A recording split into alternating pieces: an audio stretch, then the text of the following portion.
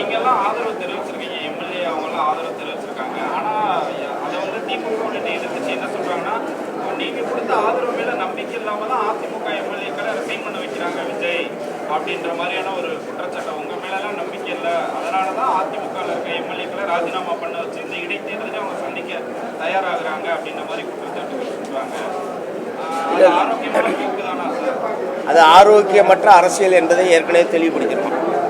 இந்த மாதிரி தேர்தல் நடந்து ஒரு மாத காலத்திற்குள் ராஜினாமா செய்வது, அப்புறம் உடனே இன்னொரு கட்சியில் போய் சேர்றது, இது போன்ற போக்குகள் தமிழ்நாட்டில் எல்லோருமே சேர்ந்து கண்டிக்க வேண்டிய ஒரு விஷயம். இது இந்த மாதிரி வாக்களித்த மக்களை பற்றி கவலைப்படாமல் அடுத்து தேர்தல் நடத்த வேண்டிய நெருக்கடியை பற்றியெல்லாம் கணக்கில் எடுத்துக்கொள்ளாமல் இந்த மாதிரியான முறையில் அவங்க வந்து ராஜினாமா செய்வது, உடனே இன்னொரு கட்சியில் போய் சேருவது, இவை எல்லாமே கண்டிக்கத்தக்கது. எல்லாரும் சேர்ந்து கண்டிக்க வேண்டும்.